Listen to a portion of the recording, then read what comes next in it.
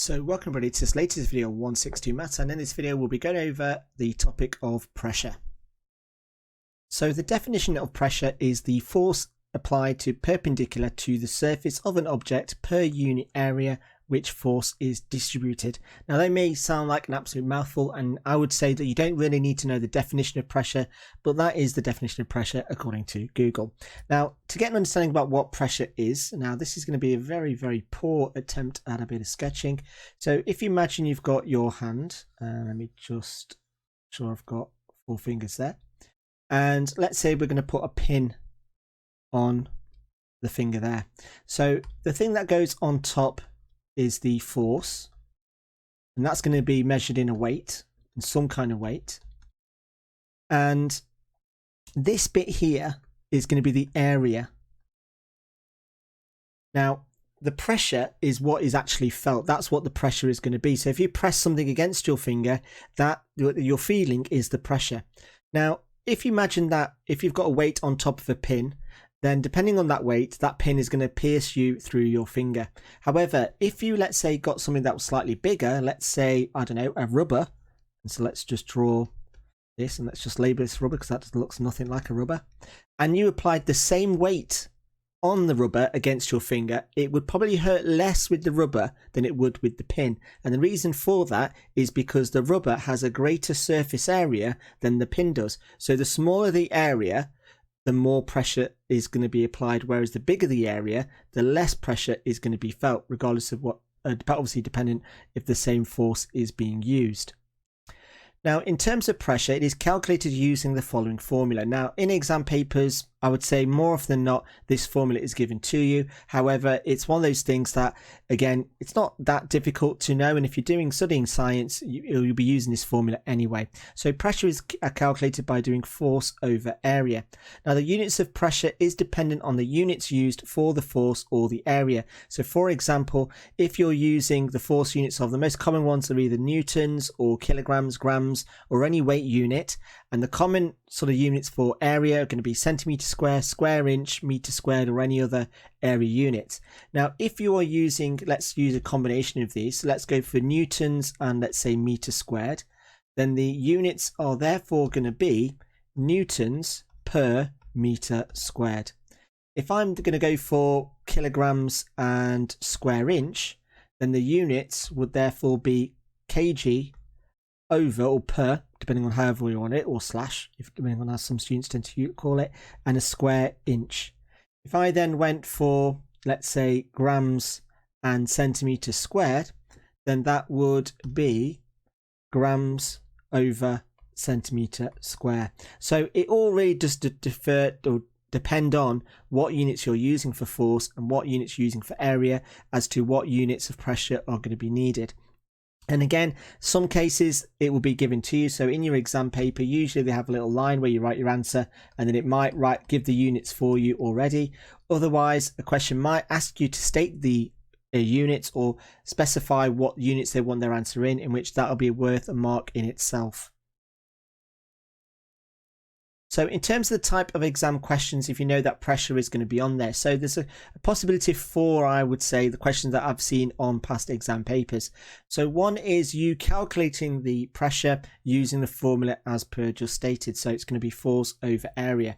So here it's using the formula of P equals force over area. Another question you could get is where they, like a reverse question, where they give you the force, they give you the pressure and you need to work out the area, or they give you the force, they give you the pressure and you need to work out the area. So it's just a case of rearranging the formula. So here we've got A equals force over pressure, and force equals pressure times the area. So again, just reverse questions, they're looking at that.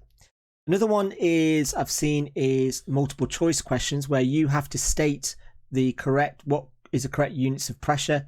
Now remember, it's a weight per, and it's area units, not length. This is where a lot of students go wrong, is they go for weight and length, but it's weight and area. So any of those units would be fine as a representation for pressure.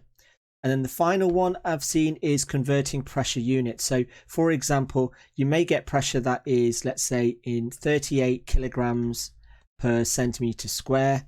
and they want the units converted into grams per meter squared. So again, there's a separate video on how to change units, and again, when we go through some exam paper questions, you will be able to see those types of questions. I'll show you briefly how to go about that. But if you want to know how to convert pressure units or any other types of units, that there is a video that goes through all of that in greater detail. So now let's have a look at some past exam questions that cover this topic of pressure. Now again, if you're wanting to have a copy of these questions to either try before continuing watching this video or while you're watching, then all you need to do is just click on the link in the description below and download the file. So looking at question 1, it says, and let's just make that clear on the screen. So it says the pressure in a tyre is 30 pounds per a square inch. Convert the pressure into kilograms per centimetre squared. So this question involves us converting the units of pressure into a new one.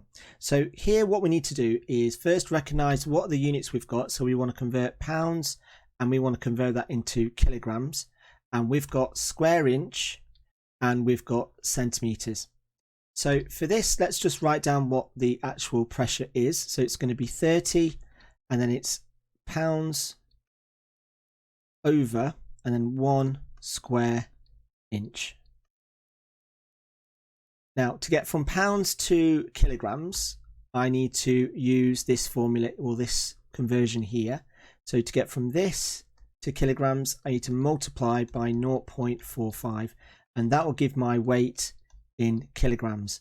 Now, the next thing I then need to do is to convert square inches into centimeter squares. Remember, it's area. Then I need to multiply by 2.54 for a centimeter, but because I want square centimeters, I need to square that number.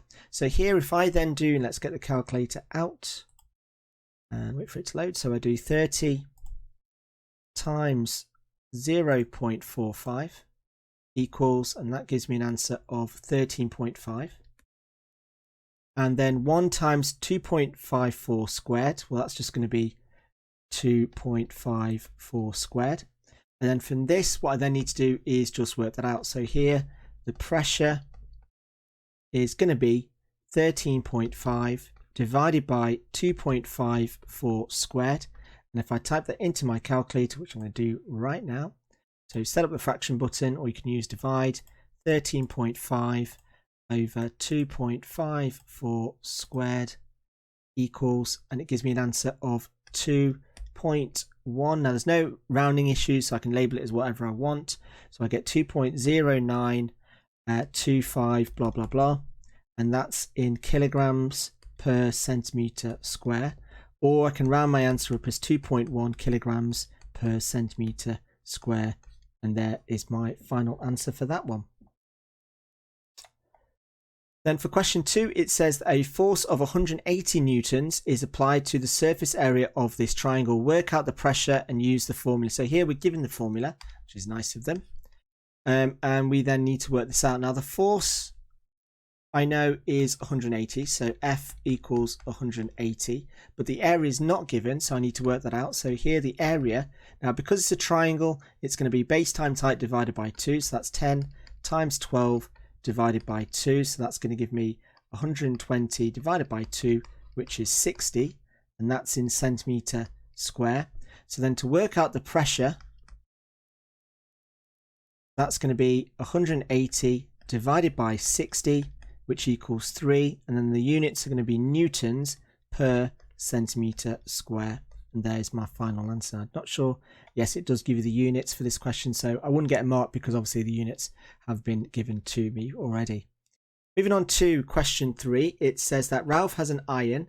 He models the base as a triangle joined onto a trapezium.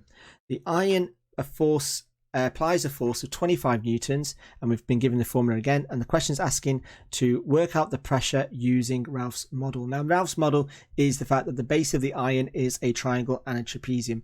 We're not looking at some prototype or anything like that. So again, the force is given to me, so I know that F equals 25. So the next thing for me to then do is work out the area. Now the total area for this is the area of the triangle plus the area of the trapezium. So for this, the area of the triangle Let's just draw that out. So again, base times height divided by 2. So 8 times 10 divided by 2, which gives me 40. Then the area of the trapezium, which is, if I call that A, that B, and this H. So that's going to be 10 plus 13 in brackets times 12, all divided by 2. And if I type that into my calculator and add those two numbers up, so let's just quickly work out the volume of the area of the trapezium. So we've got 23 times 12 equals divided by 2 equals 138. So then the total area equals 40 plus 138, which equals 178, and that's in centimetre squared. So then from this, all I've then got to do is use this and substitute all into the pressure formula. So here I get P equals 25 over 178, and on the calculator that gives me an answer of 0.14, and then the units are newtons per centimetre square. Moving on to B, it says, is the actual pressure greater than, equal to, or less than your answer in part A?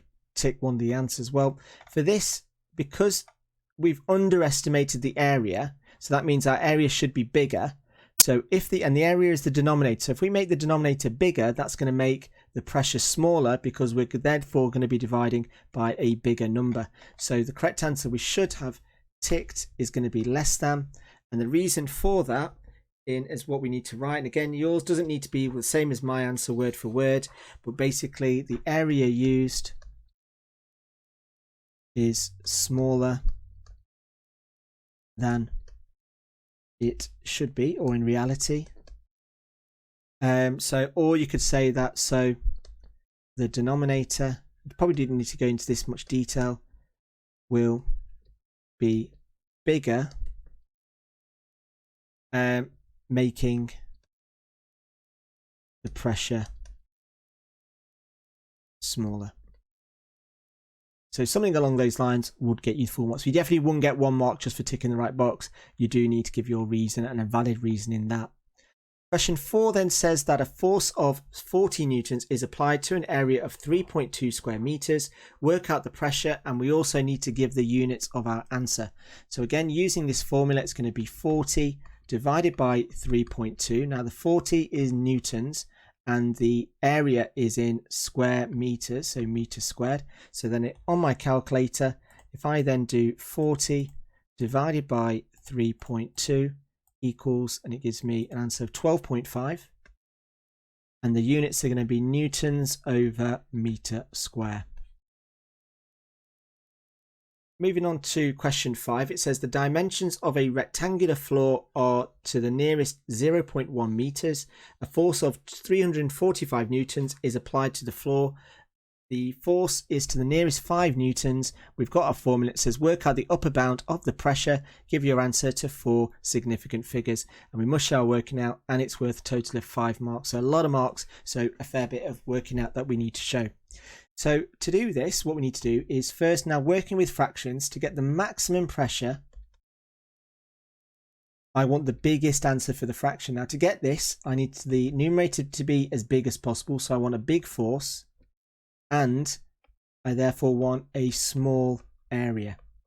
So looking at the upper bounds of the unit, so this here is going to be, so if 2.6 is rounded to 0.1, so then what I then need to do is 2.6 plus or minus half of what the rounding error is going to be. So it's going to be 0.05, which gives me 2.25, so 2.55 to 2.65. And for this one, it's going to be 6.4 plus or minus 0.05. So that's going to be 6.35 to 6.45. So then to work out the smallest area, what I need to do is pick the lower bound of each of those numbers. So because it's a rectangle, I just multiply the 2. So the smallest area is going to be 2.55 multiplied by 6.35. And if I quickly just type that into the calculator, 2.55 multiplied by 6.35 equals, gives me an answer of 1925. So I've already forgotten the number. That's 16, 19, 25. So the next thing I then need to do is look at the force. So looking at the force, which is 345. Now, because it's been rounded up to the nearest 5 units, I halve that, which is 2.5. So I'm going to add and subtract 2.5. So it's going to be 342.5 to 347.5. Now, for this, I want the upper bound, which is 347.5. So therefore, then, the pressure, the maximum pressure, is therefore going to be 347.5 divided by 16.1925. And again, the units for this, well, the top one is used in newtons, and the bottom one is centimeters squared. So typing that into my calculator, which we're going to do right now. So 347.5 divided by 16.1925, press equals. So I get 21.46. Now the question says round to 4 sig fig, which is going to give me 21.46, and it's newtons per centimeter square. And there is my final answer. Moving on to question 6, it says work out the force when the pressure is 24 newtons per meter square and the area is 3 meters square. So this is where we need to use to work out the force. So again, using this formula, that force is equal to pressure times area. So the pressure is 24 and the area is 3. And if I work that out, I should have an answer of 72 newtons. Moving on to question 7, it says that in this question, when you've got a conversion and it says the pressure of a basketball is 4.7 pounds per square inch, work out the pressure in grams per centimeter square. So let's have a look at working this out. So the first thing I'm going to do is I'm going to write this as a fraction. So I've got 7.5 and it's pounds, and we'll write that over 1 square inch. Now, if you write it like that, that's always going to give you pounds over square inch. Always the denominator always is always 1. So from this, what I then need to do is look at the conversion. So 1 pound into kilograms, I need to multiply by 0.4536. To go from square inches to centimeter squares, I need to multiply by 2.54 squared. So working that out, let's just get the calculator out. So here I've got 7.5 multiplied by 0.4536 equals, and it's 3.402. So 3.402. And then this one's going to be 2.54 squared. So if I type that all into my calculator, now the key thing that I've not done is I've then converted this into kilograms. So what I then need to do is convert that into grams. So I need to multiply that by 1000. So that's going to be 3402 grams and over 2.54 centimeter square.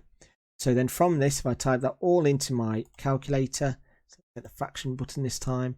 So 3402 over 2.54 squared, press equals, and it gives me an answer of 527. Doesn't mention anything about the rounding, so let's just write it to 1 decimal place. So we've got 527.3, and that's to 1 dp. Moving on to question 8, it says that the air pressure of a tyre measures 7.2 bar. Air is leaking out at a rate of 0.2 bars per day.